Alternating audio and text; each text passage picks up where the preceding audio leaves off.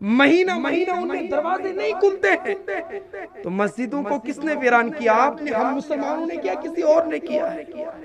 تو پھر ہم کیوں روتے ہیں کہ ہماری مسجدوں کو شہید کیا جا رہا ہے؟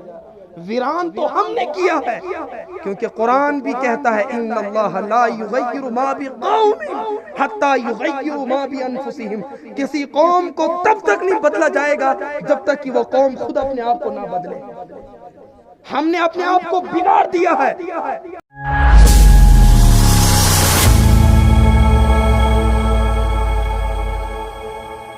آج اس وقت ہم مسلمانوں کی حالت، کبھی ہمارے شریعت، ہمارے دین اور ہمارے اسلام کے کبھی ایک مسئلے پر غیر لوگ دخل دیتے ہیں، کبھی کسی معاملے میں دخل دیتے ہیں، کبھی کسی معاملے میں دخل دیتے ہیں۔ یہ ان لوگوں کی زیادتی نہیں ہے، پہلے ہماری زیادتی۔ اگر آج آپ سب کا رونا یہی ہے کہ آج ہمارے مسجدوں کو چھینا جا رہا ہے، میں آپ سے پوچھتا ہوں، بتاؤ ہم میں سے کتنے ایسے لوگ ہیں جو آج صبح جنہوں نے با جماعت مسجد کے اندر نماز فجر ادا کی؟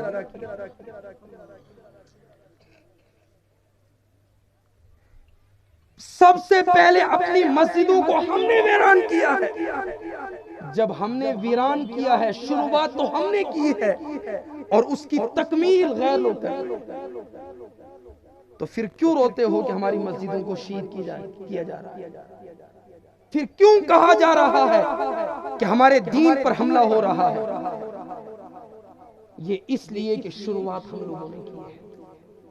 ہم میں سے کتنے نوجوان ایسے ہیں یا کتنے مسلمان ایسے ہیں کہ ہماری محلہ مسجد، ہماری جامع مسجد ہمارے علاقے کے اندر موجود ہے، ہم اپنی کانوں سے اذان سنتے ہیں، ہم مسجد میں نہیں جاتے ہیں؟ تو مسجدوں کو شہید اور ویران کس نے کیا؟ یہ تو ہم نے کیا۔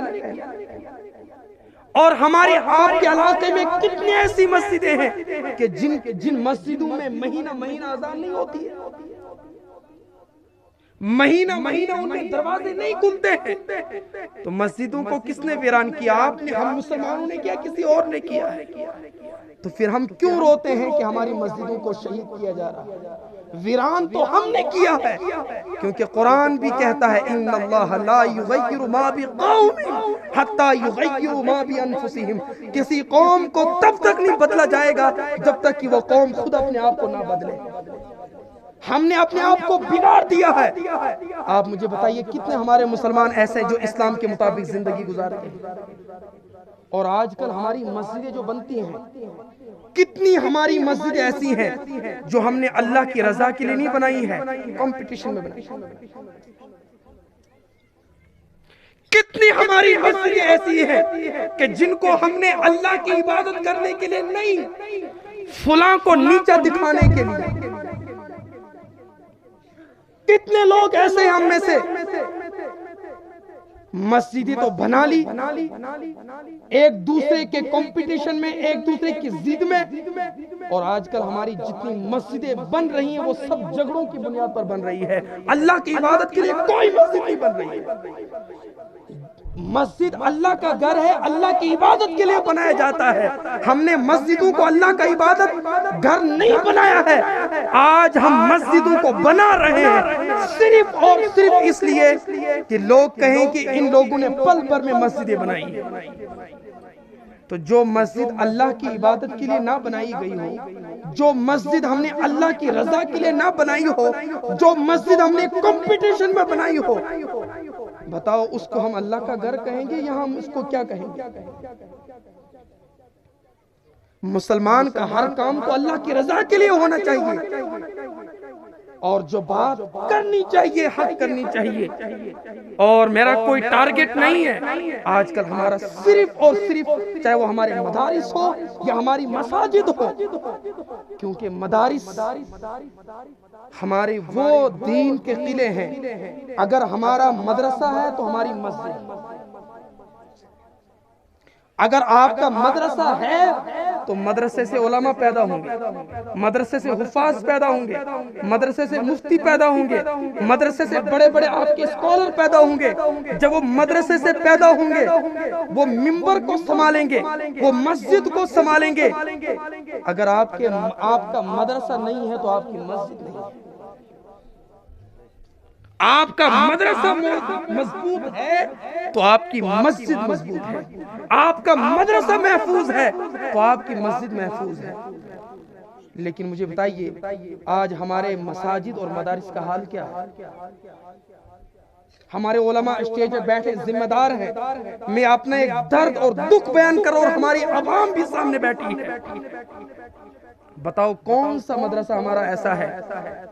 مدرسے کا مطلب کیا ہے؟ مسجد کا مطلب اللہ کا گھر، مدرسے کا مطلب رسول اللہ کا گھر، جہاں پر رسول کی حدیثوں کو پڑھایا جاتا ہے، رسول اکرم کے دین کو پڑھایا جاتا ہے۔ مجھے بتائیے کتنے ہمارے مدرسے ایسے ہیں جن سے ہمارے مضبوط حافظ نکلتے ہیں؟ بتائیے مجھے کتنے ایسے ہمارے مدرسے جن کا تعلیمی نظام ٹھیک ہے؟ کتنے ہمارے ادارے ہیں؟ آج کل ہم نے ادارے صرف بنائے ہیں تو اپنے کاروبار کے لیے، اپنے پیٹ کے لیے، دین کے لیے نہیں بنائے ہیں۔ اگر آج ہم چندہ کرتے ہیں تو ہمیں فکر ہوتی ہے میرے گھر کا سال کا خرچہ کیسے چلے گا، ہمیں یہ فکر نہیں ہوتی ہے کہ ہمیں ادارہ چلانا ہے۔ اگر آپ ادارہ اللہ کی رضا کے لیے چلاتے تو آپ اس میں مضبوط تعلیم دیں، اور آپ کرتے کیا ہیں؟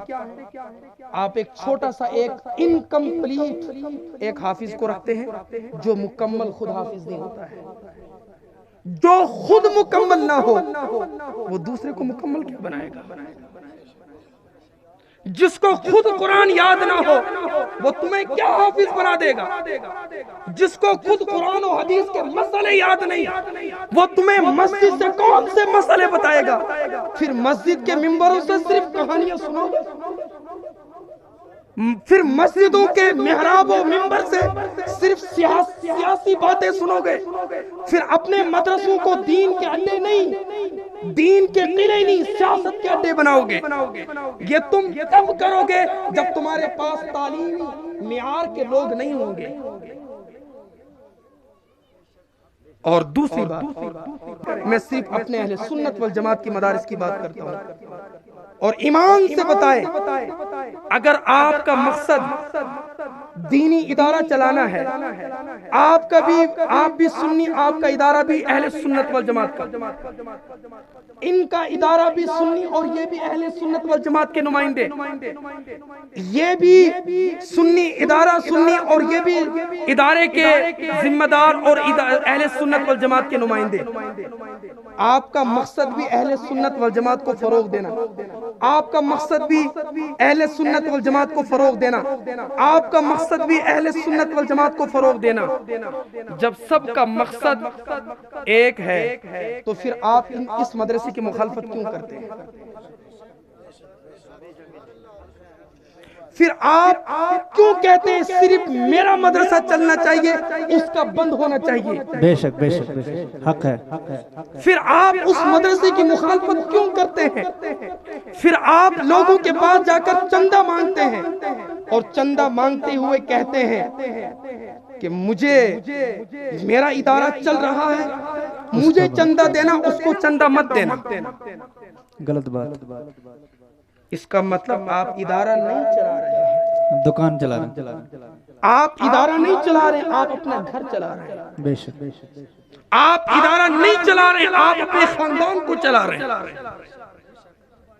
آپ کا مقصد دینی اداروں کو مضبوط کرنا نہیں، آپ کا مقصد اہل سنت والجماعت کے اداروں کو کمزور کرنا ہے۔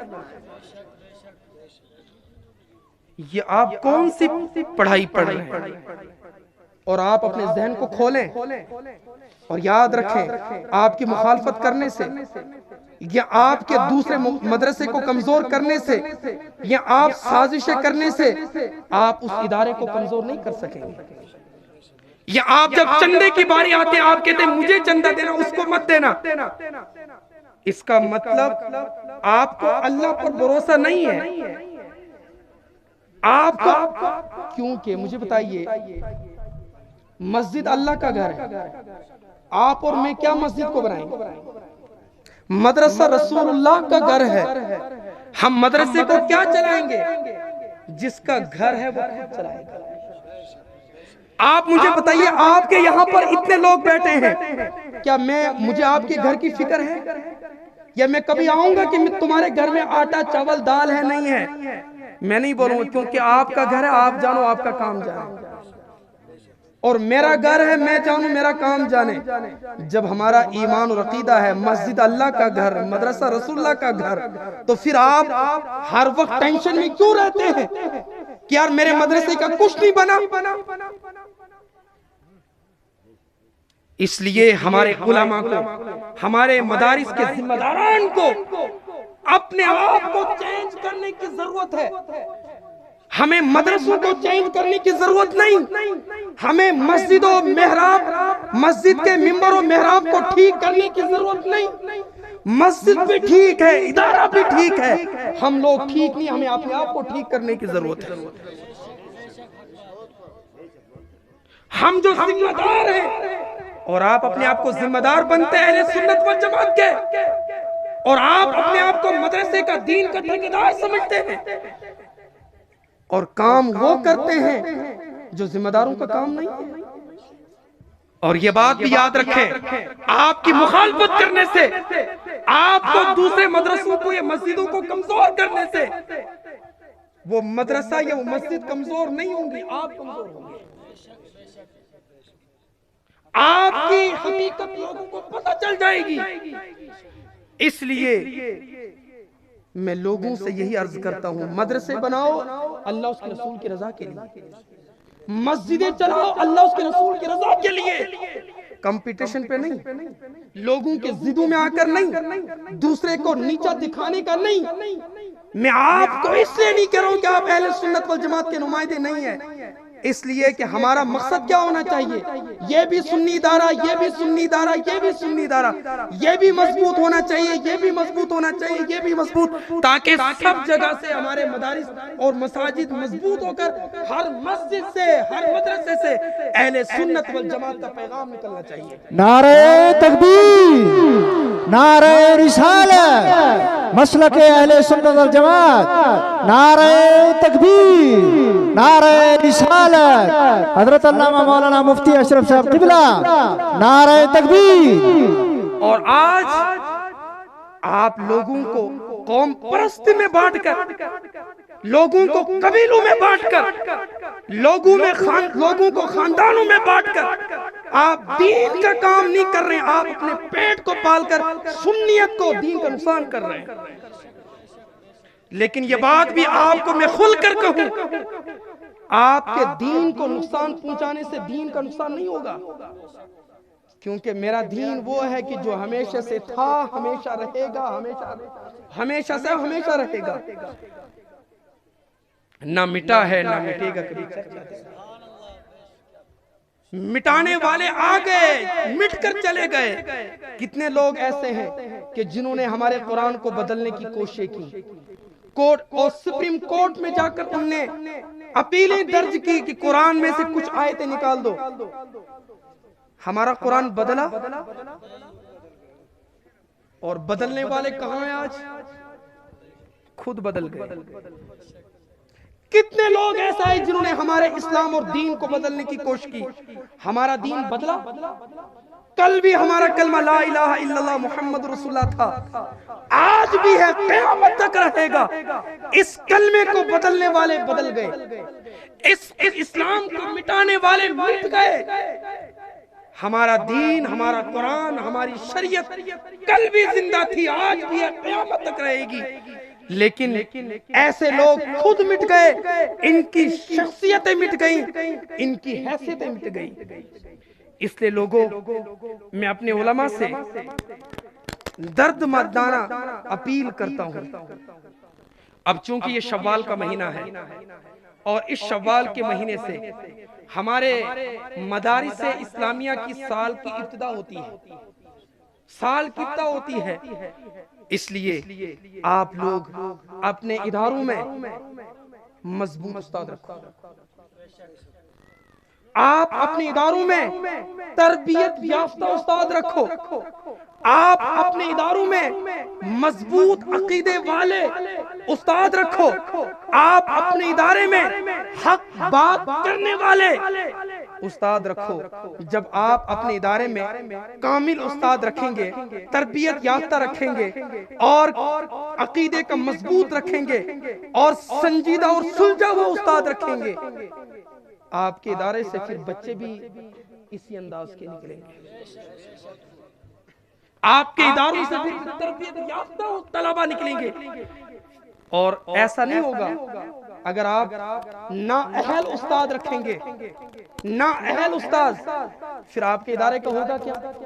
آپ کے ادارے کا یہ ہوگا، لوگوں میں جا کر تعریف تو کریں گے، لوگوں میں جا کر آپ کہیں گے کہ میں یہ کر رہا ہوں، لیکن یاد رکھیں یہ عوام کا پیسہ ہے، یہ عوام کا چندہ ہے.